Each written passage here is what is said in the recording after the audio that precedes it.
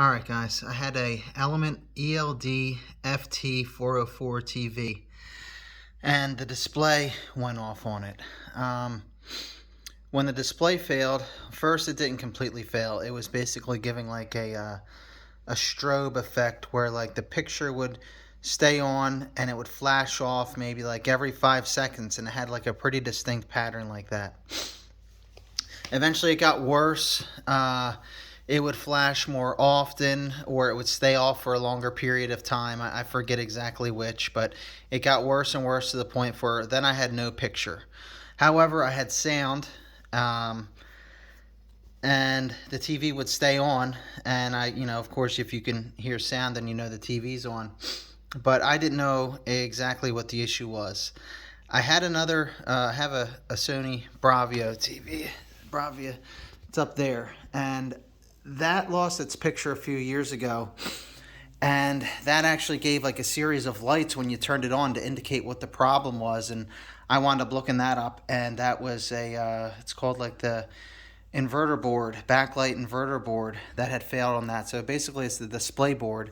I replaced it on that and it fixed it. I wasn't sure if that was the case here, but I looked at some videos, and when I had my TV on and it had sound, and I would take a flashlight and I would put it close to the screen, you could actually see the screen. It was just basically not lit up. So that means the backlight wasn't working. So why was the backlight not working? Well, that could be two things. The bulb could burn out, and this is actually a non-LED TV, which means it's like a compact fluorescent TV, not using LED bulbs.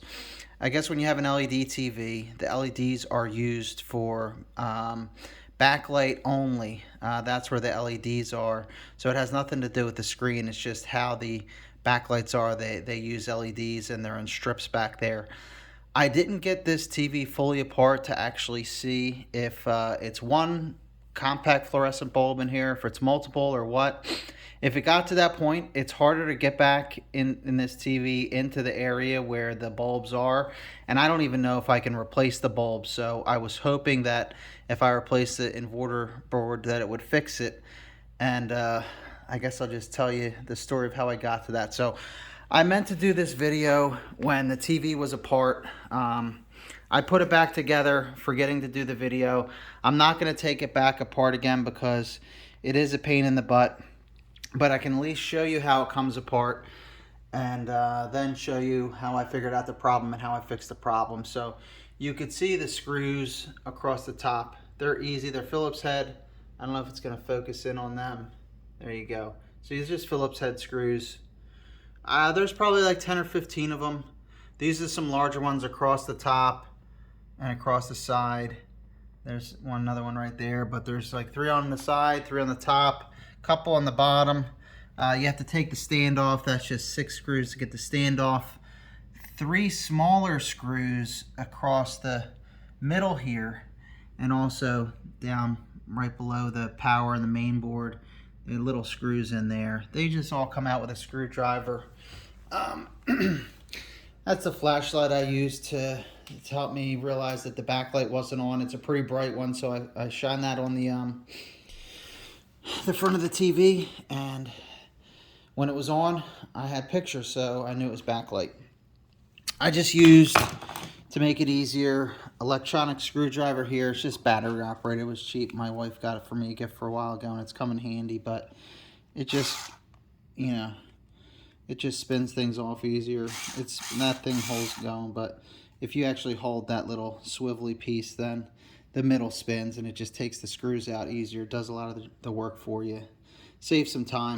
It's good also to have a screwdriver, because this is actually kind of thick and doesn't fit into all the areas where the screws go. So then use the screwdriver, and some mini screwdrivers help too, because some of these screws are small and the big screwdriver won't get them out. So if you have some smaller screwdrivers, that'll help too. But when you get this off, like I said, I'm not going to do it, but there's some boards in here. There's a power supply board that, of course, is hooked. The power cord connects into that and connects to the power supply board. It's somewhere like right here. That's what controls the power for it.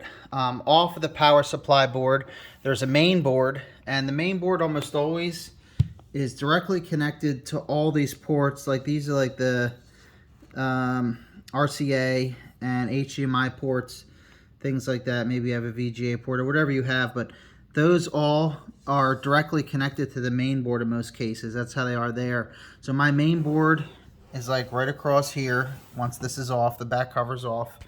Power supply board somewhere up here.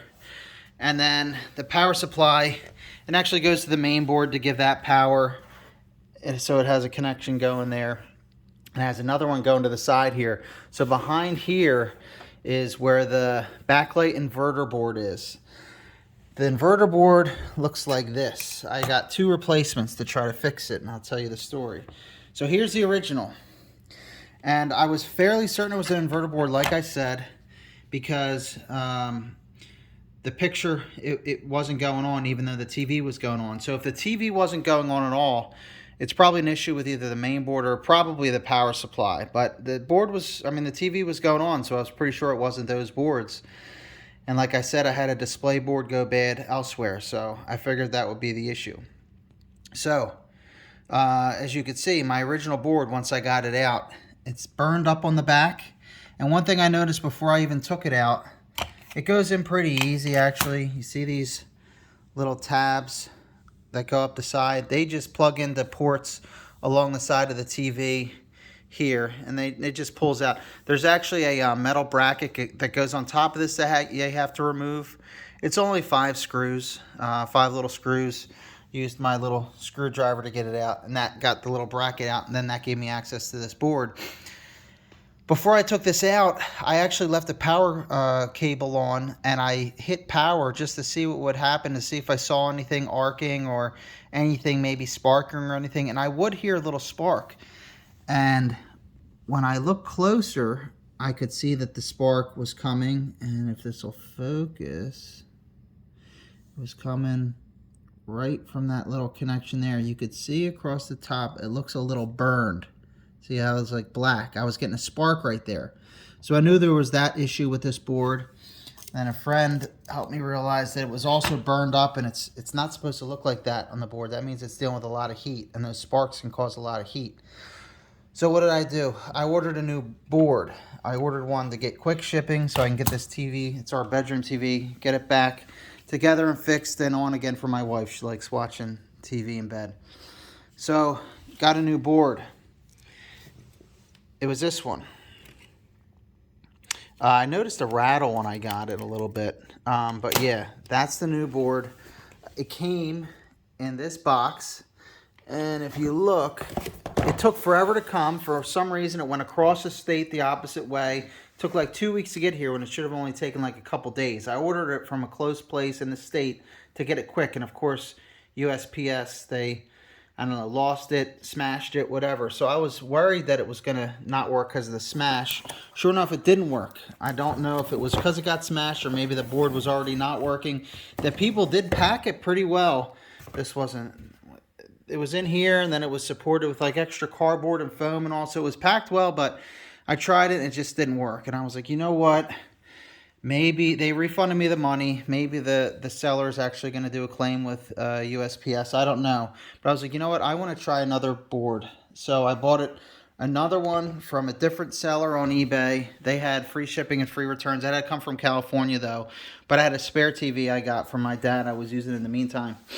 It came, this new one, pretty quick after like a week, and it was packaged real neat in this. And this is real hard, where this is probably not going to get damaged. It's not like a cardboard. It's cardboard, but it's like thick, and I can't like smash it with my hand if I squeeze it. So it's a pretty neat shipping box. And that new board, I put it in, and it worked. I got picture right away. So if you're having trouble with the backlight and the picture, give the inverter board a try if you can get one cheap. I just made sure that I looked up the number on here. I have like a barcode there, and then the model of it is up here. It's like a Samsung SSI 400 10B01. So I just made sure I was getting that board. You can see how it says caution high voltage. That's because this inverter board takes voltage from the power supply and uses that to power the light. So you don't really want to touch this thing if the TV's powered on, because it does have some high volts going through there. You could get shocked. So you just got to make sure if you power it on with the back off that you're not touching things, especially the power supply or this, because they do have high voltage.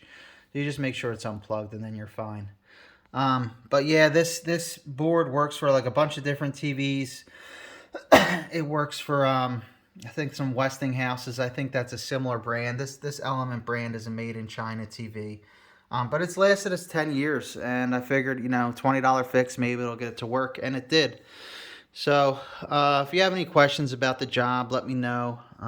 It was kind of funny how it took me a couple boards to get it right, but it did. And like I said, the only reason I tried the second time with the second replacement board is I was fairly certain, based upon that first one, because it was burned up and it had the spark up there, that it was probably this board. And even though this second one didn't work, I figured another one was worth a shot. And if it didn't work, I would just send it back and then probably just trash the TV at that point. But it works now, and I'll throw it back in the bedroom and use it until it goes again. So if you have any questions, let me know in the comments. Like and subscribe. See you guys.